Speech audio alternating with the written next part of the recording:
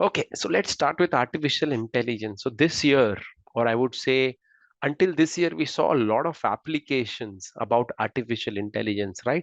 So there were news like AI beating a human at a chess, right? There were things like, AI being able to predict the COVID reports better than a human experience of, a doctor who has more than 15 years of experience, right? AI doing a great job at detecting stuffs which require very specific technical knowledge like doctors, engineers, etc., etc., etc. Right. We also saw the amount of things that AI has changed. For example, writing poems better. Just in the recent news, I saw that there was a poetry competition. So a guy used ChatGPT and won it, right? And if he wouldn't have revealed it, nobody would have ever known. So we have AI taking over such creative things as well. And no doubt you'll see that people are investing heavily in AI.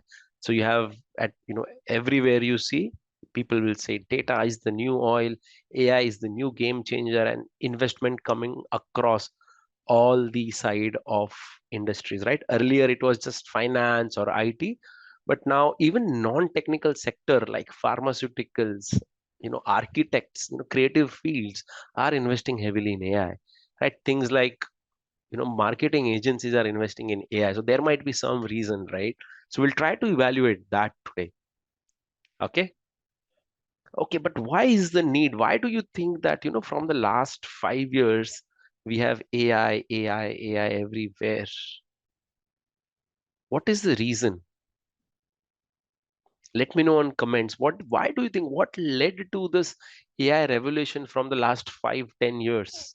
Everywhere we see, even the child now, if you ask them what is AI, they'll say artificial intelligence. What was the reason around it?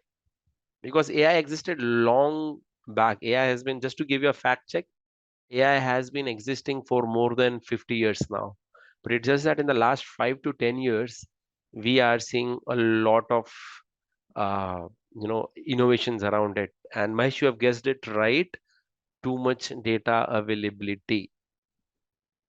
So this is a statistical graph that was taken in November 2018. And just look at the amount of data that is growing year on year. And since this was taken in November 2018, it did not capture the impact of uh, COVID, right? That had in our life. Everything became remote, everything became digital, right? So because of that, the amount of data being generated is much, much more than what you are seeing on your screen. Okay. So because AI algorithms existed, but there was no data to play with. But from the last 10 years, or I would say last 5 years specifically, because of the advancement in IT, how you store data, how you process data, how you transmit data, things have changed. Nobody watches movies that are downloaded on their mobile phone. We use Amazon Prime, right? So you can see how the behavior shift has happened over the years, right? How so we used to have laptops and desktop which had 40 GB of memory. Today 40 GB is people will laugh at it, right? We have mobile phones at 256 GB bare minimum, right? So that is how the landscape has changed, and because of that, it has led to a lot of questions. How do we leverage this data? Because we have so much data. I have this many people watching YouTube videos. How do I make the use of it? I have this many people buying on Amazon. How can I make them buy more? How can I make them watch more? How can I predict the right advertisement for them? Right? So there are questions around it. If I have so much data, how do I leverage it? How do I use it? How do I make sense of it? Right? Can I get some market value out of it? That is why people say data is the new oil. Yeah. And this is where we come to the applications of AI that, pick any field, right? You'll have problems. And because of that, AI is one of the major contributor to the solution, right? Pick any domain from which you can relate to healthcare. You have drug discovery, you have virtual assistant that can, send you regular reminders, guide you, right? Based on your medical history and based on your current medical condition, right? You have pick transport, self-driving cars. You have, the supply chain optimization part and so on.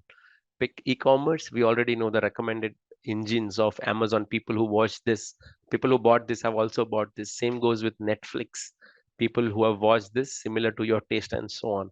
Banking, risk modeling, fraud detection, right? Advanced loans. You have seen that 6 seconds loan, right? Pre-approved loan is the right word. Why is that? Because of data. Yeah. So we have so much of data, and because of that, AI went up.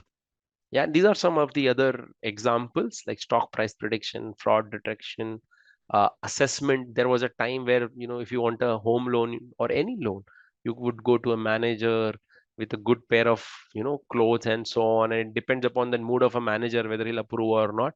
But these days, your data is already there. I already have your bank account details, right? So I can simply take how you transact and determine your credit rating, yeah, and so on. So lots of application around AI. But that's bring me to the question, what is AI according to you? So now that you know that AI is changing the world, and consciously or unconsciously, there are a lot of applications that you might be using. Google Maps, your uh, in your phone you have face lock, right? You have fingerprint. Everything uses AI. So what is AI as per you? In very simple words, uh, it's just combination of three things. Simple three things, right? You have business domain, because the problem come from business, right? Until and unless you have problems, so you cannot generate problems using data science. You can solve using, right? So data science is always a reactive step most of the time, right? So you need to have a business domain like what we saw, like transport, pharmaceutical, trans banking, etc., etc., e-commerce, etc., etc., right? And every domain will have their own set of challenges, own set of problems, right? You need maths and stats to make sense out of numbers, right? Probability, statistics, right? Because in the end, you want to predict something, you want to automate something, so that involves predicting. So you need mathematical things to, take that decision for you. And because nowadays we are sitting on millions and billions of data rows, you cannot do it on normal Excel, you cannot do it on pen and paper. So for that, you need some programming language. That is where the IT and computer science thing comes into play. Yeah.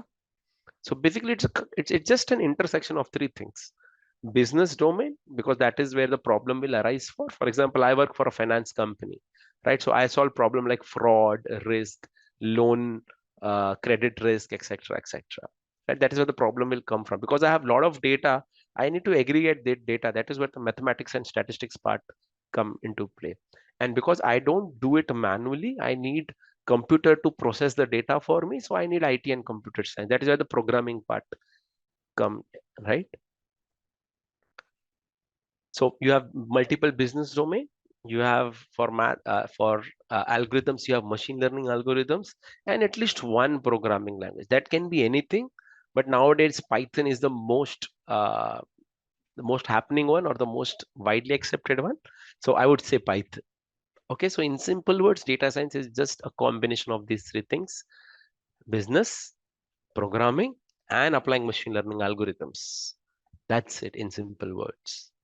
So what is a data scientist? Who is a data scientist?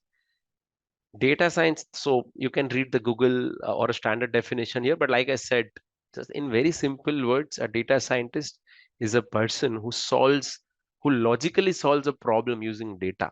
So if I have data and I have a question, right, can I find answers using data, right? Can I solve problem using this data? If the answer is yes, I am a data scientist. Now, no matter if I know only one language or 10 language, I'm still a data scientist, right? An artist is an artist, whether he performs in a restaurant or he performs in Sony channel. An artist is an artist. Just like a data scientist is a data scientist. If I solve a problem using data, I am a data scientist, right?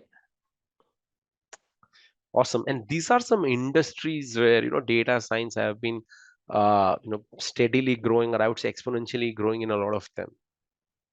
Okay, cool. But unfortunately, there's a lot of demand. I would say, fortunately, there's a lot of demand, but unfortunately, the supply is not that much. Yeah. You'll see that there's a lot of skill gap in the industry, because the industry is running at a different pace. and the colleges or the academia is on a different, right? Of course there are content on the internet, but it depends, right? Whether you can pay a premium to get all this organized, to get that mentorship, to get that one-to-one. You can save time by giving money, or you can save money by giving time, right? So that is where the industry and academia gap is, right? Because the industry is constantly changing, but the academy, or I would say the outside world, is adapting it very slowly. Okay, if you follow on LinkedIn, you'll see that every week there is some or the other AI advancement that is happening, and which most of them are, most of them would be something on the medium scale, but a lot of them change the world, right? For example, ChatGPT being one of them, right? So that is why the time to hire a data scientist is almost double of what it takes to hire an engineer, and that is primarily because of the skill set gap. So you'll find a lot of data scientists. So there is so much extremity in the data science world that you'll find some extremely good data scientists with multiple job offers, right? And on the other side, you'll find aspiring data scientists with no offer, no calls at all, right? It all boils down to what kind of mentorship you are taking, right? Whether you are taking it from the internet, which is very generic in nature, or whether you are following a very well curated path for yourself, right? With live people who have worked in the industry, who knows the in and out. Okay, so it completely depends. Okay, where are you? And that is what leads to the skill set gap. And these are some salaries. This slide is self-explanatory. You can see that uh, you know you can start with different numbers, but at an average, once you reach 3 to 6 years, right, which is a medium level, a mid-level data scientist, you can get easily 20 plus, right? And as Indian, as middle class, most of us are middle class, right, including me. One of the first thing that we look at is jobs, correct? That is the only success indicator for us, that if we are getting a job or not, right? So you can look at the salaries and think, of course, I'm not promising you that everybody would get it, but yes, if you have the right skill set, if you have the right mindset, if you bring curiosity on the table, then yes, you can get it. Don't join data science just for money. If you have that right frame of mind, then definitely join. Yeah, for the passion of solving problems, and of course, getting a good value out of it, data science is your calling. And these are some roles that are available in the data science world: data scientist, architect, engineer, statistician. The only difference is some roles are very technical heavy. So I showed you three domains, right? I showed you three parts of data science: business, algorithms, and the IT part of it, the coding part of it, right? So some part are heavy on the coding side, like data engineer, data architect are very high on the programming language side, but less on the business domain and machine learning algorithm side. Data science manager, machine learning are more on the algorithm side, right?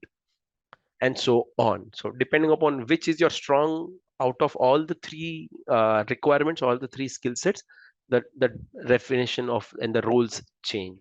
Yeah, and this is the trend uh, that is ongoing. As you can see, the lot of companies are picking up data science. So one thing that you can surely say is that even in 2024, you'll see this graph going upwards. Because what do you think? Uh, we will increase our data usage, or will decrease our data usage? What do you think will happen in the years to come? Your data usage will go up, or your data will go down? Of course, it will go up, right? There was a time where 1 GB could not we could not finish 1 GB in a month, and now 2 GB भी कम पड़ता है, right? You ask for Wi-Fi from your friend, hey buddy, give me Wi-Fi. Or you go to a cafe and, hey, I want to do Instagram, I want to send, right? Of course, we have our own reasons, but what is happening, right? Uh, our internet usage is going up, right? With the same time, data is going up, right?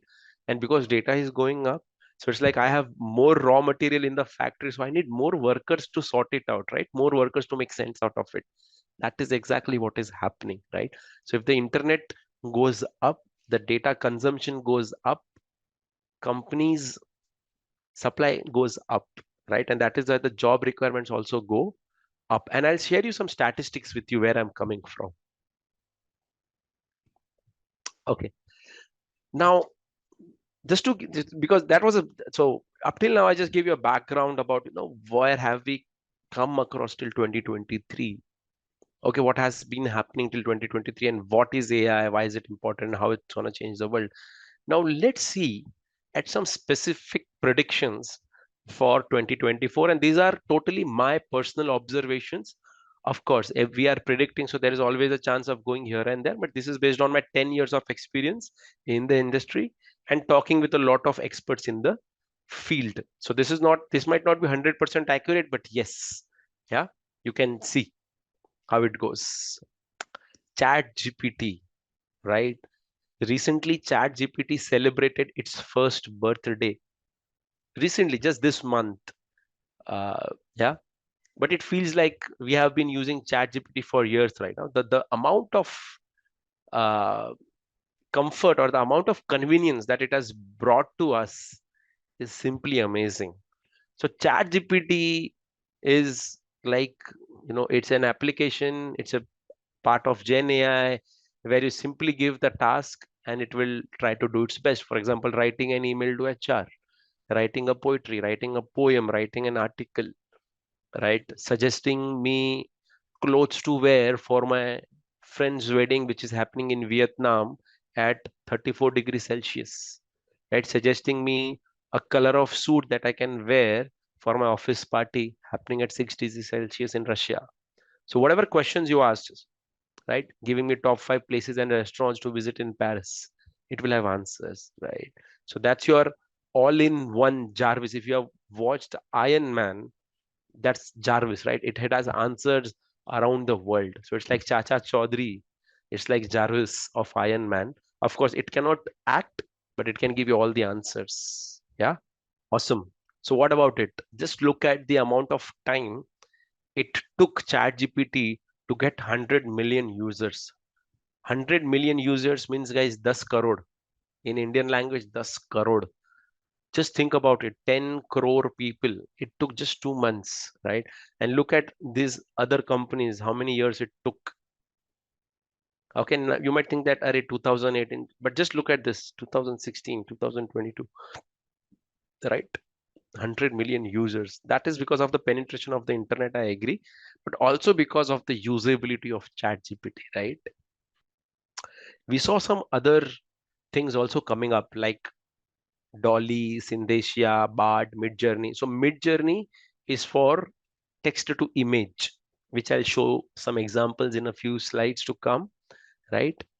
Dolly is again by OpenAI, the parent company of ChatGPT, which took the AI world by storm. Again, it's text to image generation. So you put anything, a pink horse riding a blue elephant, it will give you an image. Okay. Synthesia is for voice. So, I can have my voice converted from an Indian accent to a US accent without me worrying about it. I can speak naturally in my Indian accent, but there is a AI for this which will convert it into a more British accent or a US accent, right? Within India, I can convert my to a Gujarati accent, which is heavy, or a South Indian accent, and so on. That's possible without me worrying to do it. Okay. Bard is the competition of ChatGPT by the parent company, Microsoft. Okay. Yeah, cool. But at the same time, let's look at some negative sides of it. So there were questions like, is Google's 20 years search dominance about to end? ChatGPT can't be trusted, right? Because of course, all the answers that it gives are not 100% correct, as you can see here. This is a screenshot from ChatGPT. ChatGPT may produce inaccurate information.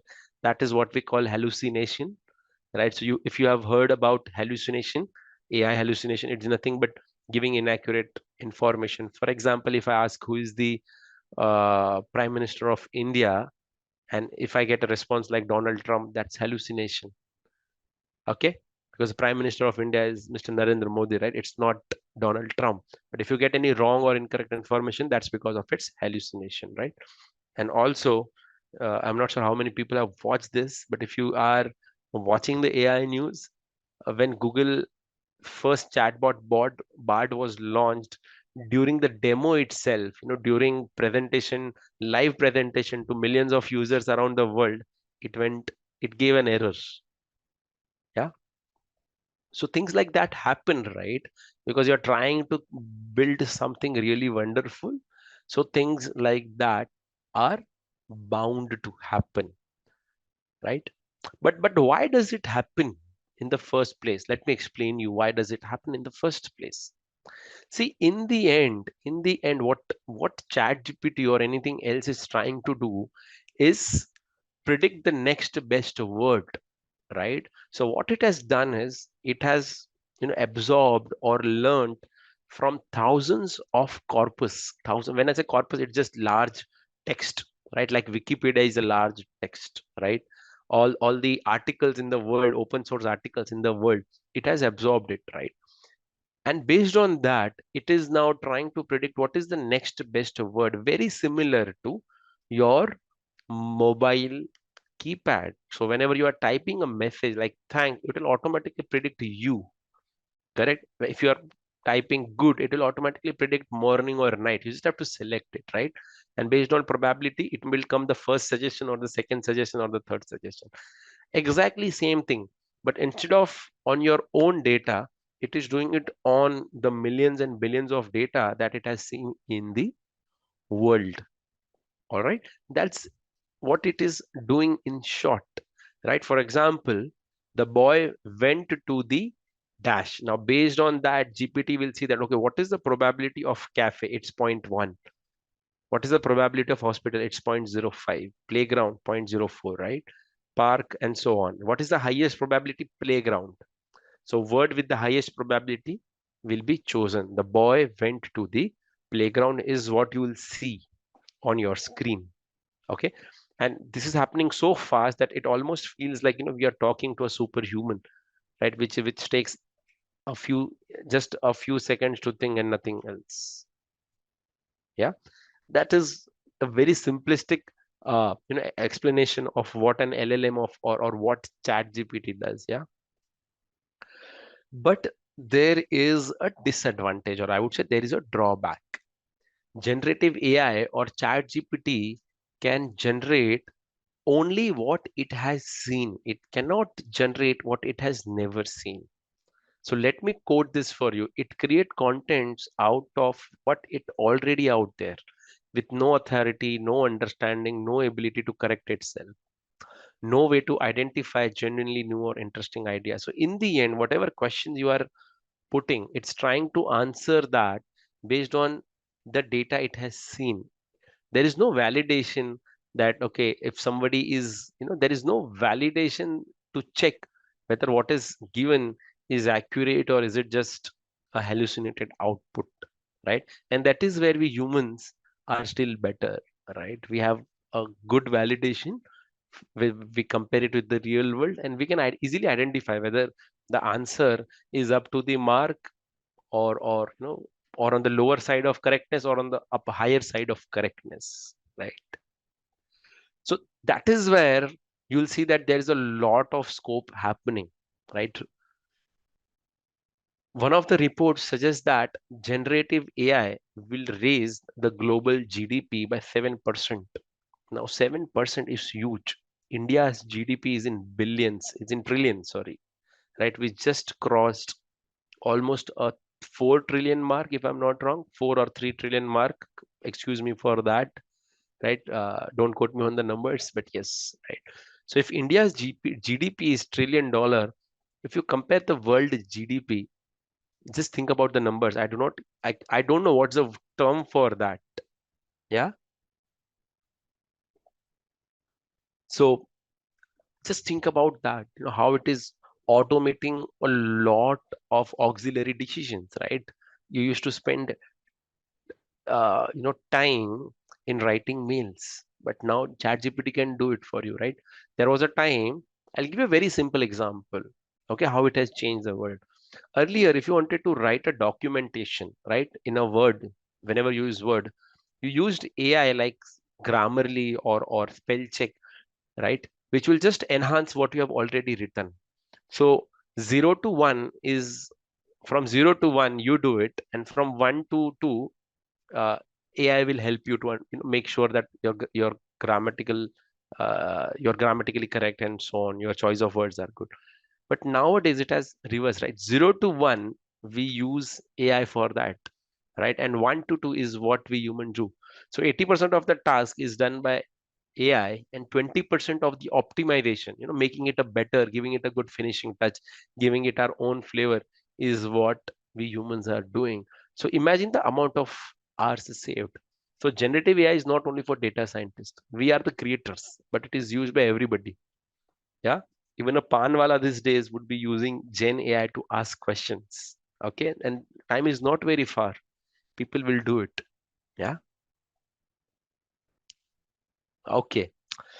This is an example, right? Now, I already told that generative AI could replace global GDP by 7%. But let's see an example, right? This example also coincides with the other Gen AI, which is text to image, right? So you just give an image, you just give an text prompt or a text input that I want to see girl with a pearl earring by Veermeer. Veermeer is a artist, a pearl artist with an otter instead of a girl, right? So I want a girl who has a pearl earring, right, by Veermeer, like you have by Zara or by some fashion brands, but instead of a girl, replace it with an otter and see the output. It's very well, very well acceptable.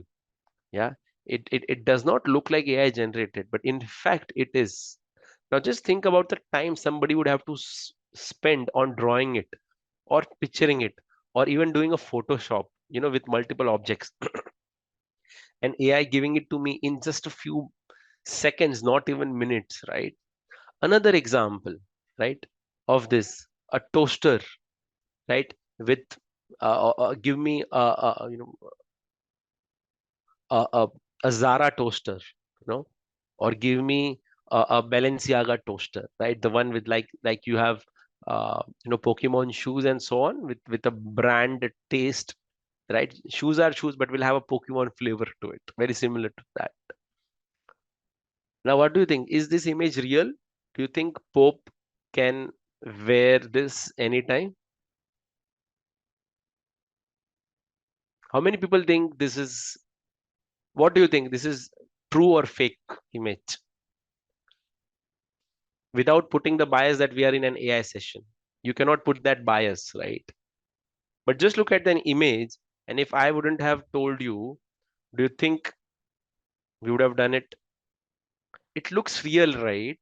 We are in an AI session, so definitely you can say that it's fake, and of course it's fake, but it looks so real, right? Somebody would have took days to, put this white, uh, jacket on the Pope, right? But it's done in seconds, with just normal prompt. Let me show you another example. This was a very famous image, the workers taking the rest and reading newspapers or eating breakfast, eating lunch, whatever. This was a very famous image. People who are active on LinkedIn or social media would have seen this, right? This is on news, and this is New York, where the workers, and this is an original image, right? Where people are just having their uh, lunch on it, because of course it would be too costly to go down and have their lunch, right? Now we just gave this image to AI and see what we got. Add, we just said that we gave an input image and said that add phones and tablets into the hands of these people sitting there, right? We gave the link of the image shot from a low angle, which means from down rather than a front angle. I'm shooting it from the down, right? uh, Macro, zoom in, highly detailed, hyper-realistic post photography. And I'm also using some photographic terms like the image should be 16K, the AR ratio should be 3:2, so on and so forth. And look, does it look AI generated to you? Usually, no. If I wouldn't have shared it, if they are generated by AI, you wouldn't have guessed it, right? That's the power of AI. It changed the background, it changed the their hands gestures and everything. Okay, so that's the power of AI that you can see, right? Uh, how many people remember Paul Walker from the Fast and Furious series? Just to give you a background for people who don't know, so Paul Walker died during the shooting of one of the franchise or one of the uh, version of Fast and the Furious, right? And uh, some of the shots were still remaining. Now, what they did was they brought his brother, which looked something like him, at least the height, body was very similar, and they did some CGI. During that time, it was called as CGI, computer graphics effects, and so on, something like that. Nowadays, people don't even use CGI, right? And it costed them millions of dollars, right? I'm talking about dollars here, millions of dollars. Now, in today's day, if I had to do that, I won't need millions of dollars. I won't need any specialized people to do it. I can just tell AI that, okay, this is are the 20 images of Paul Walker, right? And this is a person who has shot, right? Who has shot on behalf of Paul Walker. Just replace the face, right? How many people are aware about the deep fake videos of Bollywood celebrities like Kajol and I think Radhika Mandana that happened, right? Deep fake videos where the only thing that we did was that they did was interchange the face, right? And it looked so real. We are talking about 2023, and these are moving images, moving videos, not images, right?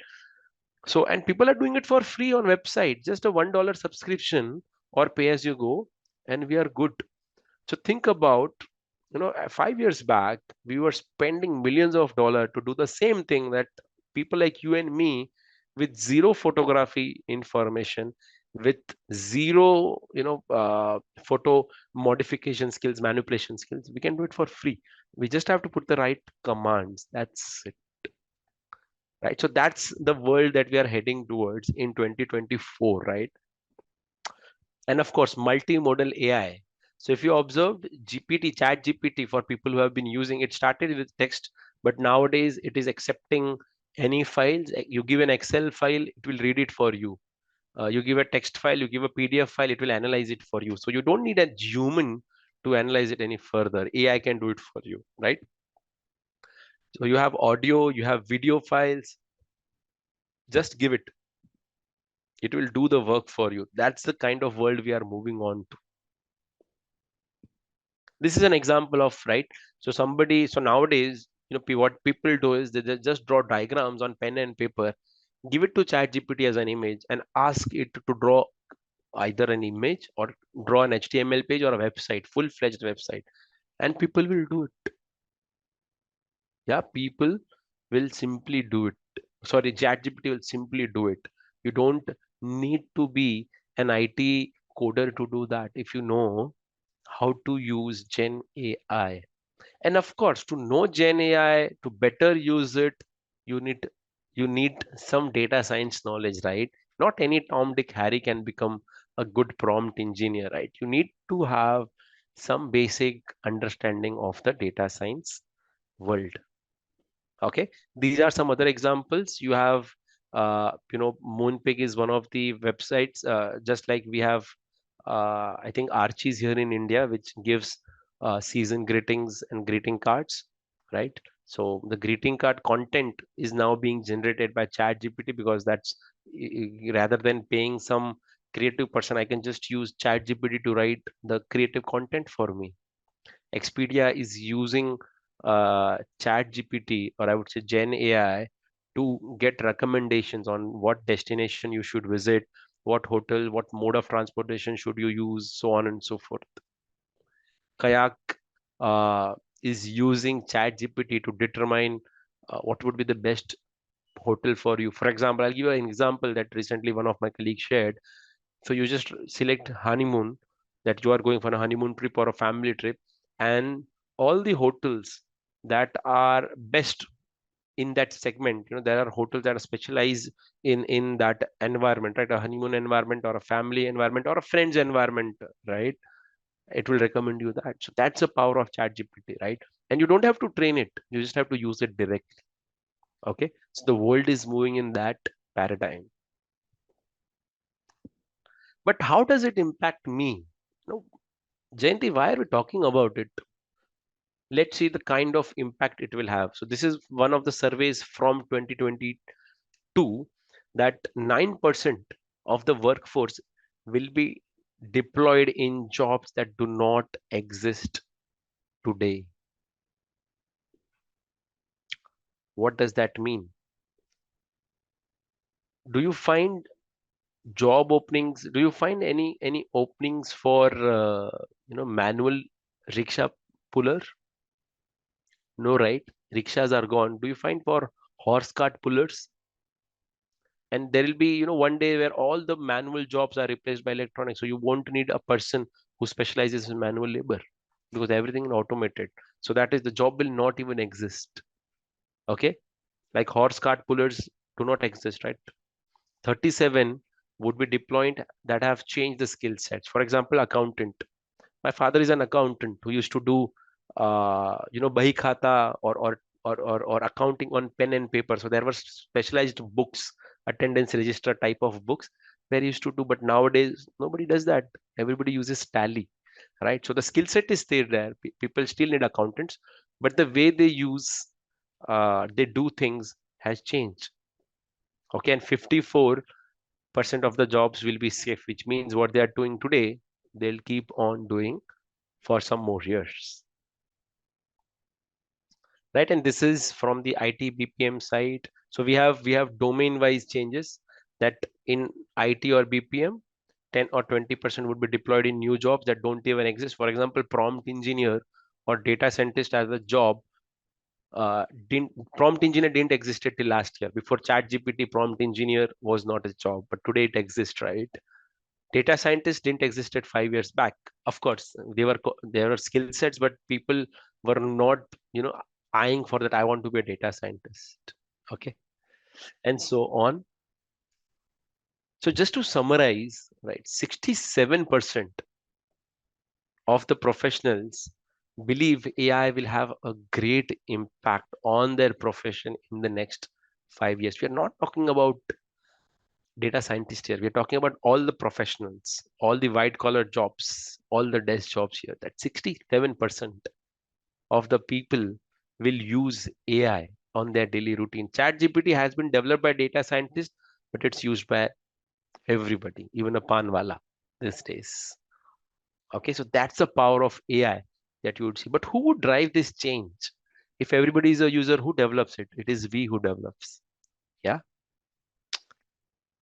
And just to give an example, so there are questions like this, if AI can generate images for me, specialized images for me, so will it make things like, ski photographer redundant? Will it make ski experts redundant? The answer is no. Will it make everybody redundant? No, never. It cannot take upon humans. Remember that humans are much smarter. AI can do one job very well, but we humans can do multiple jobs much better, right? AI is just can do one part of the job. I would not say one job, but one part of the job better. But humans are much more capable of that. Yeah, we have created AI, not the other way around.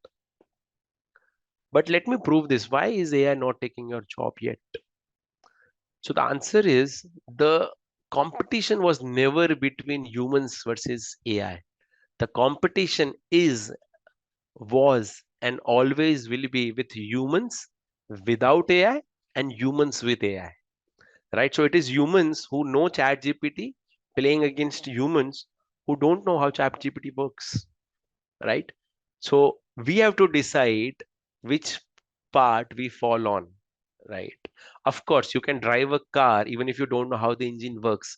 But think about it. If you know how the engine works, all right, You can use chat gpt without knowing how it works. But think about, if you know how it works, the kind of impact, the kind of changes, or the kind of power user you can be if you know how it works, right? Which are the machine learning models it use, right? If you can code it and so on.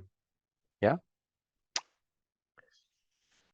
Yep. And 57% of the workers are already using AI to save time in their office.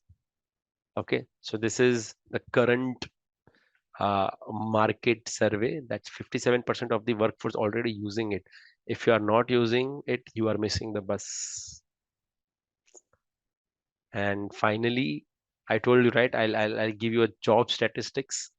If you are an active user on LinkedIn, just go to LinkedIn, or if you are not, just create an account on LinkedIn and go to the job section and just search for AI or artificial intelligence or machine learning, right? You'll see that, or one of the statistics says that 21 times increase, not to 21%, 21 times increase in job that mentions AI since November 2022. How much time it has been? 1 year. So within 1 year, you can see 21 times jump in the amount of AI jobs, because everybody is adopting it. Everybody is adopting it, right? So just to summarize, what we can see in 2024 is, people not using AI as a luxury, but as a mainstream thing. So for that, we'll need people, right? If we want to develop more and more AI at scale, we would need people in the workforce as well. Not everybody can be a user. There has to be some developers as well, right? That is what we data scientists do and come into the picture in the whole journey.